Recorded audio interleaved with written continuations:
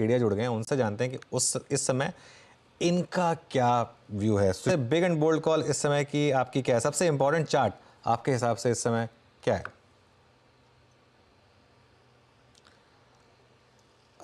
सुशील sorry, शायद आप mute पर हैं। हाँ, मेरी आवाज आ रही है? हाँ जी, बोलिए।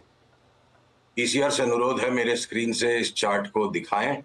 ये देखिए, यूएस 10 ईयर बॉन्ड यील्ड की चार्ट को मैं सबसे महत्वपूर्ण मानता हूं इस वक्त, क्योंकि एक तरफ जहां बड़े एंटिसिपेशंस बन गए थे, मल्टीपल रेट कट्स आएंगे, एक्सपेक्टेशंस टोन डाउन हो गए, और मुझे लगता है फेड बाजार को फ्रस्ट्रेट करने की तैयारी में है। ये डेली डेली ग्राफ है ईयर यील्ड का। अगले अगले 2-3 दिन कोई हल्का डिप दे दे तो दे दे, उसके बाद मुझे लगता है कत्लेआम मचा देगी ये चार्ट। तो अगर अगर 4% के नीचे जाए बिना, 4.1 के नीचे जाए बिना, अगर ये 5.1 तक आ जाता है तो बड़े सारे बाजार ढेर हो जाएंगे, जिसमें नैस्डैक की चाल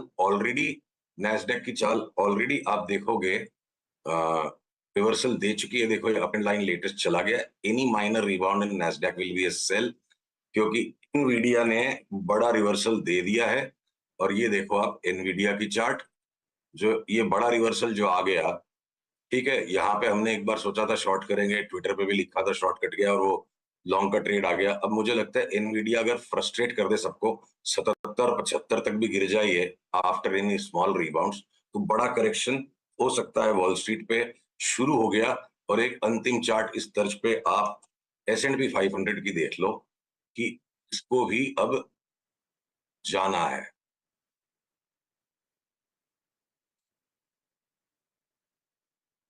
S&P की चार्ट चलो नहीं आ रही, S&P इंडिसेस को लेकर आप यूएस इंडिसेस पे सीरियस करेक्शन शुरू हो गया है। सीरियस करेक्शन शुरू हो गया। और इंडियन इंडिसेस में सुशील, आज हमने फिर ऑल टाइम हाई लगाया बैंक निफ्टी में और 52,000 क्रॉस किया। उस पर क्या व्यू है और निफ्टी पर क्या व्यू है? तो देखिए, एक तरफ जहां अमेरिकन बाजारों की इंडाइसेस नीचे जाने को तैयार है, तो इसको थोड़ा सा हल्के मजाक में बात को आसानी से समझा जा सकता है। पड़ोसी की बीवी का मूड खराब होने को रेडी है, इसका मतलब ये नहीं कि अपनी बीवी का भी मूड खराब हो जाएगा। सब चीज अलग अलग है। हमारा बाजार जब बेतहाशा गिरा था चुनाव के पास, ग्लोबल मार्केट से कोई हमारे साथ सिंपैथी नहीं दिखाई, वो गिर रहे हैं और हम अभी भी बढ़ रहे हैं। तो देखिए, इंडाइसेस के ऊपर एक दो ट्रेडिंग रेंजेस में आप चीज को काट लीजिए। निफ्टी की चार्ट जो सामने अगर दिख रही होगी आपके, ये जो आवरली चार्ट पे जो साइडवेज फ्लक्चुएशन जो बन रहा है, जब तक ये 23,700 को क्रॉस नहीं करता है, मैं ये मान के चलूंगा कि मुझे 23,275 23,300 तक झेलना पड़ सकता है नीचे का डिप। शॉर्ट हड़बड़ा के नहीं करना है। हमने जो इनिशियली, अच्छा इसको पूरा कर दें, जिस दिन ये 23,700 के ऊपर क्रॉस हो गया, तो आश्चर्यजनक तरीके से और 1,000 पॉइंट फ्लेयर अप करके 24,700 तक जा सकता है। ये आवरली चार्ट है, बड़ा सिंपल पैटर्न है, कोई बड़े दिमाग लगाने की जरूरत नहीं है। और बैंक निफ्टी में थोड़ा सा हेजिटेशन जो है कि अगला रेजिस्टेंस इसका 52,300, ये देखिए जो पुरानी सारी लकीरों को जोड़ो तो 52,300 के आसपास आता है। लेटेस्ट अप ट्रेंड लाइन को तोड़ चुका है, पर उसके बावजूद भी ये नए हाई की तरफ लपक रहा है। बैंक निफ्टी में निफ्टी के बनिस्बत कुछ कमजोरी दिखती है, मोमेंटम भी देखिए डाइवर्जेंट है। तो हो सकता है कि एक बार बैंक निफ्टी 53,200 दिखा के क्या पता 51,100 हो जाए, पर जब तक वो 51,000 के नीचे नहीं जाती है बैंक निफ्टी, मुझे लगता है शॉर्ट सेलिंग करना बैंक निफ्टी को भी, जो रिलेटिवली निफ्टी के बनिस्बत कुछ कमजोरी दिखा रही है, बड़ी बहादुरी का काम हो सकता है। 51,000 के नीचे जब तक बैंक निफ्टी जाके बंद नहीं होगी, हमारा बायस डिप में ले लेके बेचने का ही रहेगा। सुशील जी नमस्कार, वीरेंद्र बोल रहा हूँ। ये एक दो स्पेस आपने एफएमसीजी पे काफ़ी अच्छे कमेंट किए थे। आपने जो एग्री कमोडिटीज़ पे बलरामपुर चीनी पे टिप्पणी करी थी, काफ़ी हद तक आपने मिड कैप आईटी पे टिप्पणी की थी लास्ट जब इंट्रोडक्शन था। अभी यहाँ पर आप क्या क्या चेस कर रहे हैं अपने, और या फिर अपने जो आपके सब्सक्राइबर्स हैं, आपके इन्वेस्टर्स हैं, उनको आपने राय दी है? देखिए, बाजारों का एक बड़ा पुराना सिद्धांत है, मुनाफे से दुश्मनी मत करो। आपका दांव सही बैठ गया, मुनाफा बनता जा रहा है, बढ़िया ट्रेंड बनता जा रहा है, तो रोज कुछ काम करना जरूरी है, रोज कोई सौदा करना जरूरी है, ये तो किसी शास्त्र में लिखा नहीं। तो मुनाफे से दुश्मनी मत करो। अगर एफएमसीजी सही चल रहा है, बिल्कुल शॉर्ट टर्म में भी मीडियम टर्म में भी, तो हमें उसको छेड़ने की जरूरत नहीं है। स्मॉलर आईटी स्टॉक्स के साथ साथ अब लार्ज कैप आईटी स्टॉक्स भी निफ्टी के इंजन बनने को नजर आ रहे हैं, तो हमें आईटी में कोई छेड़छाड़ नहीं करनी, हम यथावत बने रहेंगे। 6 महीने के, 12 महीने के व्यू से अगर अब केमिकल स्टॉक्स के अंदर हमारी बात नो लॉन्गर ये किसी तरह का सरप्राइज या कोई आश्चर्य नहीं देती अभी ये बात, लोगों ने मानना शुरू कर दिया है, ट्रेंड बन रहा है, तो बहुत से केमिकल स्टॉक यहाँ से डबल ट्रिपल भी हो जाएंगे, तो सब चीज निफ्टी पे बायस नहीं है। तो जो हमारे अब जैसे शुगर में एक नया मूव आ रहा है और डेवलप होने लग गया, तो छेड़ने की कोई जरूरत नहीं, मुनाफे से दुश्मनी मत करो, चुपचाप बैठो। तो जहाँ चिंता के विषय है वहां हम ज्यादा ट्रेडिंग करेंगे, और जहां पे लेके माल बैठने की जरूरत है वहां कोई छेड़छाड़ की जरूरत नहीं है। ओके अच्छा सुशील जी, एक दो स्टॉक्स और जो कि बहुत चर्चा में रहे इस बार, इस पैनल में बहुत डिस्कस करते हैं, इंडिगो, और बड़ा अच्छा मूव दिया इसने। होटल्स को देखिए आप, इंडियन होटल्स को काफ़ी स्ट्रांग मूव दिया, जो आई थिंक इस ट्रेवल टूरिज्म और आई थिंक स्पेशली इस छुट्टियों की सीज़न के फेवरेट स्टॉक्स भी रहे हैं। शायद इस बार अर्निंग्स में इनका इम्पैक्ट नज़र भी आए। यहाँ पर आपका व्यू क्या है? देखिए, इंडिगो अनुज जी का बड़ा फेवरेट स्टॉक रहा है कि बहुत बड़ा वैल्यू क्रिएशन हो रहा है। हमने यहाँ पे थोड़ा डिफरेंस ऑफ ओपिनियन लिया था, शॉर्ट किया, 10% खा लिया 7-8 दिन में, 5 दिन में। अब यहाँ से हमें भी ये चार्ट रिवर्स होती लग रही है, और अगले अगले उछाल में इंडिगो 4,950-60 चला जाएगा तो कोई आश्चर्य नहीं होगा। तो हमारे निवेशकों को हमने शॉर्ट कटवा दिया है और कुछ रीजनेबल क्वांटिटी में लॉन्ग ही रखने के लिए कहा है।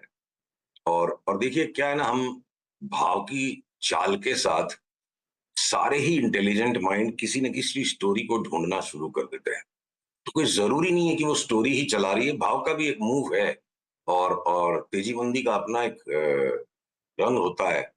तो स्टोरीज उसके साथ बन जाती है। तो एक अंतिम स्पाइक हो सकता है ब्रॉड इंडाइसिस का भी, लास्ट 1000 पॉइंट निफ्टी क्या है, जब तक इंडिगो 5000 छू दे, और साथ साथ थोड़े बहुत होटल स्टॉक्स भी चढ़ जाएंगे। पर होटल स्टॉक्स में कोई प्रॉपर ना ट्रेडिंग का पैटर्न है, ना कोई रिस्क मैनेजमेंट में डिलीवरी की पोजीशन पे कर सकता हूं, इसलिए हम लार्जली उनमें से आउट है। नॉइज है बहुत ज्यादा होटल स्टॉक्स में। मेटल्स और केमिकल्स में कोई नाम, स्पेसिफिक नाम जो अच्छे लग रहे हैं सुशील इस समय? तो देखिए, लार्ज कैप्स जो निफ्टी को ड्राइव करते रहेंगे वो मुझे अभी भी लगता है अडानी इंटरप्राइजेज और Reliance, Larsen and Toubro, HPCL, BPCL. ठीक है, बहुत सारा बोनस का माल आ गया है, टैक्स एडजस्टमेंट की सेलिंग है, पर बड़ी मूव इनमें आ सकती है। आईटी के स्टॉक्स कोई हर डिप में लेने के लगते हैं, चाहे वो मिड कैप्स हो चाहे लार्ज कैप्स हो। सिलेक्टिव फार्मा स्टॉक्स में भी हम लगातार बने हुए हैं, और भी कुछ नए स्टॉक्स में सिग्नल्स आ सकते हैं। तो बड़ी सिलेक्टिविटी का बाजार है, लार्ज कैप्स में भी, मिड कैप्स में भी, स्मॉल कैप्स में भी। अक्रॉस द बोर्ड मार्केट भागता चला जाएगा, यूफोरिया बन जाएगी, वो नहीं हो रहा है। पर एक्चुअली ये बहुत अच्छी चीज है अनुज, यूफोरिया बन गया तो उसके बाद तो काम ही खत्म है। तो अभी भी सबको मेहनत के पैसे मिल रहे हैं, और चुन चुन के काम करने की जरूरत है। तो बाजार अच्छे, हेल्दी, गुड राइमिंग स्टेट में है। मेहनत करने वालों को पैसे मिलेंगे, दिमाग लगाने वालों को पैसे मिलेंगे, भेड़ चाल के पैसे अभी भी बाजार में नहीं। ओके, कोई शॉर्टिंग आइडिया इस समय सुशील? हाँ जी, कोई shorting idea? Time to time देखिए 10-12% के शॉट्स मिल जाते हैं, और सबके बस का एक काम नहीं है। तो अब जैसे हिंडाल्को की चार्ट अब ट्रेंड लाइन तोड़ के ऊपर रिबाउंड में है, और जेएसडब्ल्यू स्टील भी बिल्कुल डिस्ट्रीब्यूटिव मोड में, तो जरा सा कहीं बाजार में करेक्शन सेटिंग करेगा तो हम ये मेटल्स के स्टॉक्स को पहले बेचने भागेंगे। और टाटा मोटर्स ने जो भी 3-4-5 साल में लोगों ने 15 बैगर 20 बैगर मलाई खा ली, और ट्रेडिंग का स्टॉक है, तो टाटा मोटर्स का भी शॉर्ट टर्म ट्रेंड कमजोर है। ये time to time short sell करके 10-12% कमा लेना, या बहुत बड़ा सबका पोर्टफोलियो होता है ट्रेडिंग की, तो बुक छोटी ही रख पाएंगे लोग, तो भाई कुछ हेज हो जाए उस हिसाब से भी कुछ शॉर्ट्स बीच बीच में मिलेंगे। पर ब्रॉडली अभी भी बाजार कोई ब्रॉडली शॉर्ट सेल कर करके पैसे कमाए वैसा बाजार है नहीं। मतलब किसी के हाथ में खुजली है तो थोड़ा शॉर्ट सेलिंग खोज लो, या भाई बाकी जगह पोजीशंस बहुत है तो दो चार आइटम बेच लो। तो ब्रॉड शॉर्ट सेलर्स का मार्केट अभी भी नहीं है।